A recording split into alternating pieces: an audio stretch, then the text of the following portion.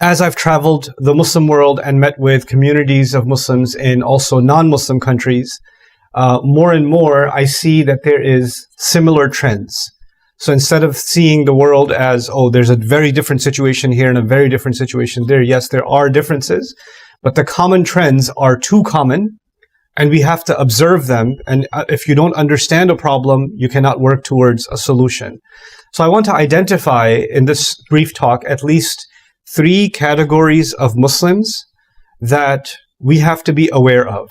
Of course, we're all one ummah, inna hadhihi ummatukum ummatan wahida, but it's good to understand segments within the ummah.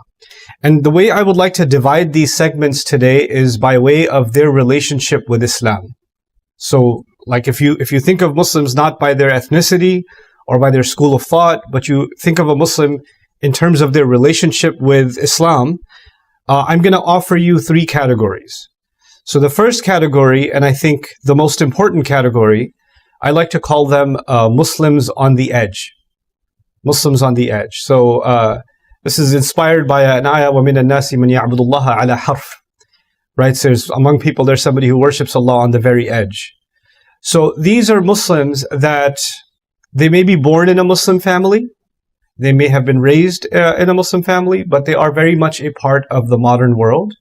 And many of their ideas have been influenced by university, media, business, the outside world, to the point where their connection with Islam is reduced to my parents are Muslim, or we have Eid, or, you know, in Ramadan, I'm not supposed to eat in front of my mother, or something. Like their relationship with Islam has been reduced to almost nothing, but they still identify themselves as Muslim.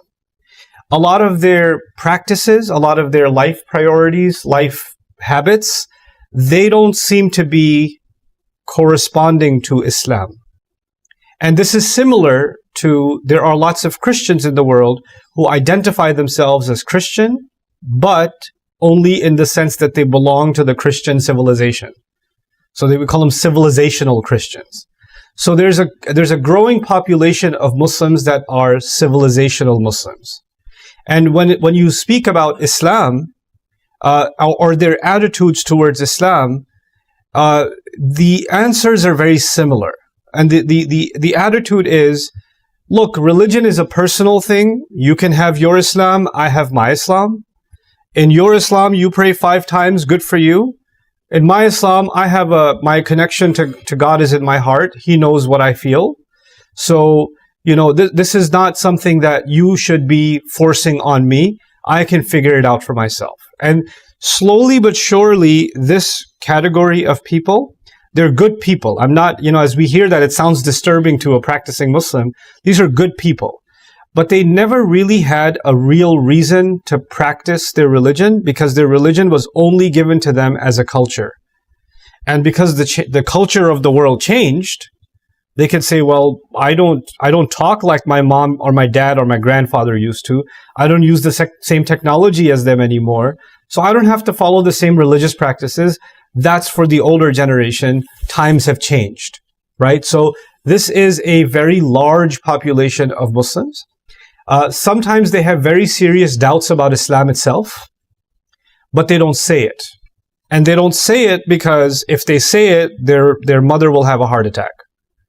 So they keep it inside. Their mother will say, go Jum'ah time, Jum'ah time, Jum'ah time. And so they'll go to Jum'ah and they're sitting there, why am I sitting here? It doesn't make any sense. I just want to get back to work. But I'm here because my mom or my dad or my brother or whoever, or everybody from the office is going, I'll go too, but I don't really care. So these are the Muslims on the edge. And this is a very, very large population of Muslims. They're a very large population of Muslims. Okay. The second category is Muslims seeking answers. These are Muslims who used to be on the edge, like the first group, but something woke up inside them and they decided, no, I want to be consciously Muslim. I want to know about my religion. I feel like this is the truth and I want to understand it better. The problem with this group of Muslims is that they wish to learn about Islam, but because they're coming from the edge, the language they speak, the language that they're used to, the culture that they're used to is almost like the non-Muslim cultures. So they have a very hard time adjusting in Islamic environments. So even when they want to learn about Islam, they feel a little bit awkward coming into a masjid and sitting in a halaqah. Because they've never sat in something like this before. This is not their scene. They're very comfortable in the lobby of a hotel. They're very comfortable even at a bar. But they're a little bit awkward inside the masjid or the Islamic convention. Or if they see too many beards and too many hijabs, they get a little intimidated. Like, these guys are all much more Islamic than I'm just starting, and they're already super level 10, and I'm basically at 0. So they feel like they don't know where to begin. They also feel like the rest of the Muslims who are practicing, they judge them a lot. So even though they want to learn, they feel judged, and they feel they don't fit. So they are left with only one choice. They're going to find their Islam online. So instead of finding Islam physically in a masjid, in a halaqah or somewhere else, they're going to go online and search and find videos. And then, of course, whoever they end up liking, they'll watch more and more of their content. That's what's happening with the second group. So the first group was Muslims on the edge, and the second group is Muslims that are seeking. Muslims that are seeking. Now, there's a third group. This third group, and there are more groups, but I'm only talking about 3 groups. There are many more groups, but I wanted to focus in this talk. So the third group, I will say, is Muslims with harsh views. This is what I will call them, Muslims with harsh views. So what happens is somebody was seeking, and they found online somebody who's teaching Islam, and they started, hey, this makes sense. And they started listening to them and listening to them and listening to them. And when they listened to them, they said, this is the right Islam. This person has the right aqidah. This person has the right understanding of Sharia. They have the right understanding of Sunnah. So they give their complete trust to this the person they're following, this influencer online, the sheikh online, whoever, or a group. And then they developed a view that this is the right way and everybody else is wrong. Everybody else is going to Jahannam. These are the only people that are saved. And it's on every issue. It's not even like overall, on every single issue. So it could be like, for example, they develop an idea about how long the beard should be. Tulul lihya, for example, right? Now, if somebody doesn't fit their definition of the length of the beard, they are hatab Jahannam. They are made for, this is a inkaru sunnah, this is tariku sunnah, this is, and it maybe even, wajibul darb, something. Like, they're going to develop those harsh views. Their views could be about the rights of the wife. There could be about the beard. It could be about clothing. It could be about the definition of halal and haram. It could be anything, but they start developing very, very harsh views. And because they develop harsh views, these people are not fun to live with. So they develop a lot of problems in their family and among their friends. They become more and more isolated, okay? Because their family sees them as too extreme. So now I've given you 3 groups of people. These 3 populations exist in the millions and millions and millions. This is not one person. Each one of these is hundreds of millions of people. So understanding this and what to do about this is a very serious global problem, right? And sometimes when people talk about global problems and global solutions, we think about government level, policy level, funding level issues. But at the end of the day, actually, the global structures are made up of individuals, and individuals have these tendencies. So I'm going to suggest some things for each of these groups. I don't have the complete solution. I don't think anyone does, but we can think about some solutions for each of these groups to help with this problem. So the first group, if you remember, was Muslims on the edge. There are 2 things I think we can do. Muslims on the edge should be engaged in conversation about why they are Muslim to begin with. Why they're Muslim. Because right now the answer for them is, I am Muslim because my parents were Muslim. That's their answer right now. Okay? Or their answer is, I don't know. I just, maybe because my luck was I was born in Malaysia, that's why I'm Muslim. If I was born in India, maybe I would have been Hindu. If I was born in England, maybe I would have been Christian. Like, so they're just saying, I don't really know why. For that category of people, we need to create material resources that even if they're not seeking it, because they're not trying to learn about Islam. So they're not going to come to Islam. Islam has to go to them, right? This is basically tabligh, getting the message out to them. Okay, because if you invite them to a conference, or you invite them to a program, or you invite them to a halaqah, no thank you. Not interested. That's not what I want.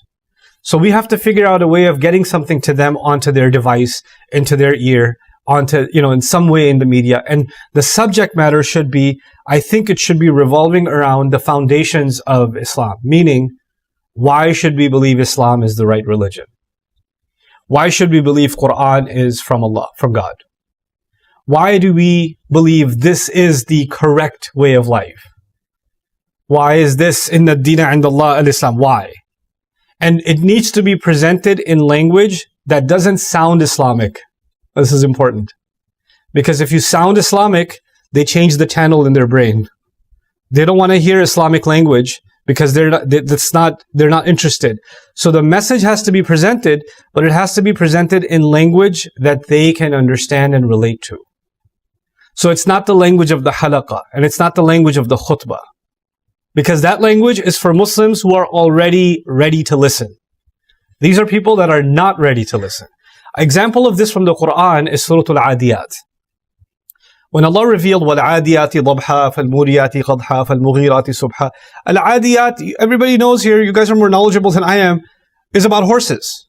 This is about horses running fast. It has nothing to do with akhirah. It has nothing to do with tawheed. It has nothing to do with al-a'mal al-salihah. Nothing. There's no indhar or tabshir. There is no wa'id. There is no da'wah ila Allah. There's no tawheed. Nothing in the ayat of wal-'adiyati dhabha, fal-muriyati qadha, fal-mughirati subha, fa-atharna bihi naq'a, fa-wasatna bihi jam'a. 5 ayat that have no message in them except horses running. That's it.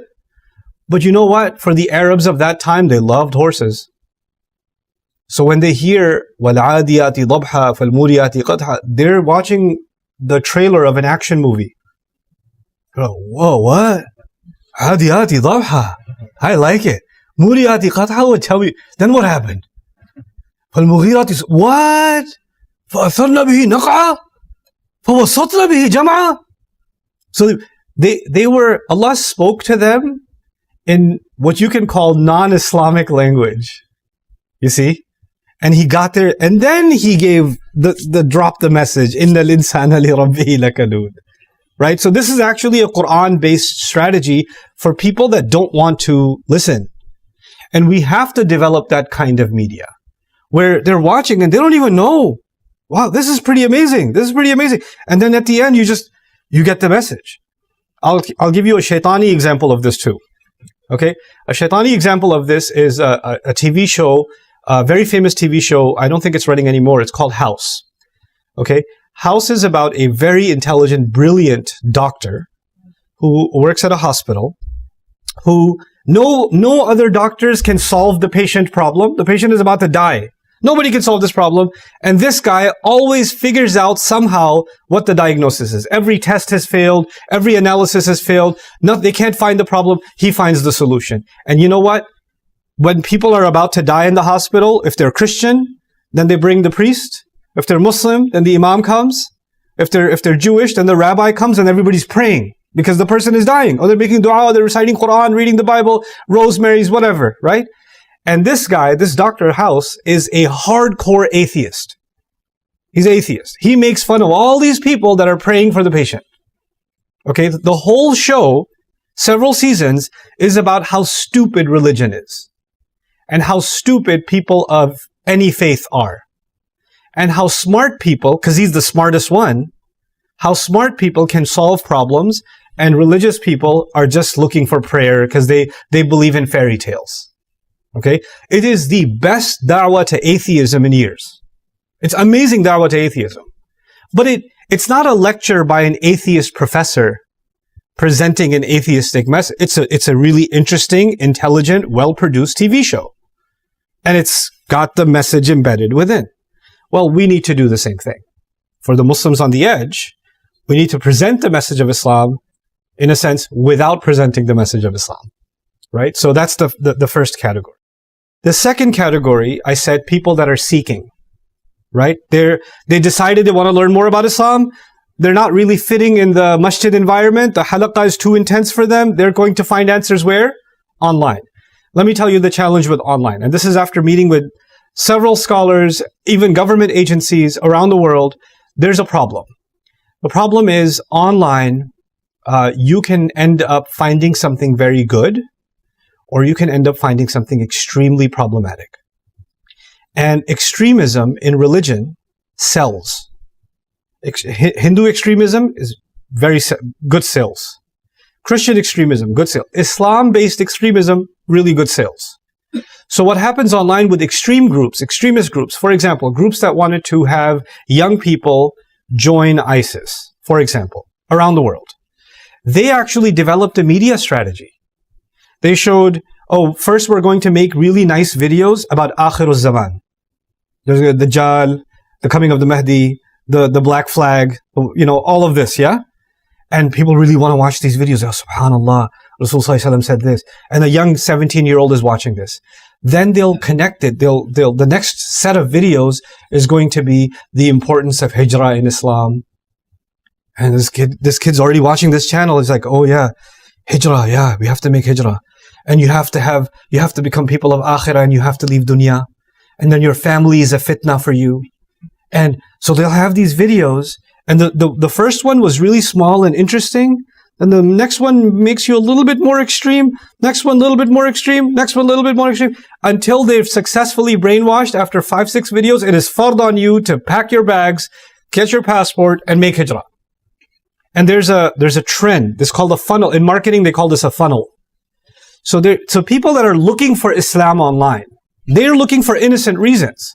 But there are many attempts to direct them in different directions. You understand? And depending on the algorithm, if people have done their good work in marketing and building their algorithm, they can take them in any multitude of directions. I just gave you an example of violent extremism, but this could be somebody wants them to head towards one group or one jama'ah or one cult or one whatever. They can push them in that direction, right? And so the population online, or this huge population that is seeking answers, if we don't give them real solutions on the ground, then the internet is far too dangerous. It's too dangerous. And I'm a beneficiary of the internet. Like, a lot of people only know me because they Googled something about the Qur'an and they found my videos and all of that, right? But they can just as easily find somebody else and end up in some very crazy ideas, right? So what has to happen for this group is we have to understand what it is that they need, what it is that they're afraid of. They're afraid of being judged. They need a message that is simple so they can start at the basic steps and then go up and up and up and up and up. They're seeking, but they're not advanced yet. It's a woman. She wants to become more Islamic. She's not wearing hijab yet, but she wants to learn. She's taking her first steps. If she walks in and people just say, you have to wear hijab, it's fard on day one, she's going to walk away and never come back. You just lost a customer, right? You have to develop that customer until they are ready, right? So, Rasul Sallallahu Alaihi Wasallam was given the example in Surah Al-Fath at the end, right? أخرج شطأه فآزره فاستغلظ فاستوى على سوقه. Rasul Sallallahu Alaihi Wasallam is describing Rasul Sallallahu Alaihi Wasallam and the Sahaba like a plant that grows and matures. These are like very weak plants, very delicate plants that need to be grown and matured. So we have to create those kinds of social environments and learning environments where people that are seeking can actually meet knowledgeable people, they can meet others, they can meet a support group, and they can develop that easily.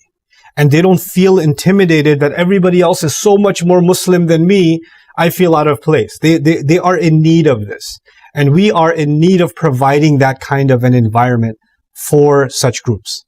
Even if we cannot do this inside of the masjid or inside of the Islamic university, maybe we can do this at a cafeteria. Maybe we can do this in a university lounge. Maybe we can use this in open, safe spaces, public spaces. But those kinds of spaces need to be created and encouraged so that those people can also have a chance. I was really happy to see that when I had done my story night event here, and I had done a large story night event in Jakarta, a lot of people came, a lot of men and women came. So many of them were non-Muslims. And many of them were not observing hijab and all of that. And I was happy to see them. Some people saw that and said, Astaghfirullah, women are not wearing hijab. And I was like, Alhamdulillah, those women that are even not wearing hijab are here. Even because they're taking a step. We don't know where they are in their journey. So this is a solution that is needed, because if we don't provide that solution, the internet will provide its own alternatives. So it's a very dangerous track to go down. Now the third one. I think this third one is where this office and institutions like these can really help. This third one. Muslims with harsh views. Muslims with harsh views believe they understand the sunnah. They believe that the hadith says this is what it means. And they don't have a lot of deep knowledge, because you can only have harsh views when you don't have deep knowledge. And they believe that anybody who disagrees with them doesn't have real knowledge. What needs to happen with those kinds of groups is, instead of targeting the group, you have to target the issue. If it's lihya, if it's isbal, if it's musiqa, whatever issue it is, whatever the issue is, you have to, as scholars in the country, they have to get together and look at all the different views on it, and get even, representatives of the different views, and have a discussion about the evidences, and present the solution to the ideas, and say, this is what the scholars have said, this is our attitude towards each other, these are the differences that have existed for this long, the people who hold this view are this, the people who hold this view are this, and we respect all of them. If something is based on ijma', it's ijma', we can't change that. But if there's an issue that's mukhtalaf fihi, then we should not pretend that there's ijma' when it's mukhtalaf fihi. It's mukhtalaf fihi, And if we can create those kinds of discussions and then target especially the harsh audience and say, by the way, this thing that you think is daleel is not daleel. Or you're saying this is absolutely sahih, actually it's not, it's da'if. Like, for example, a narration example of this is, because marriage and divorce are sensitive topics, right?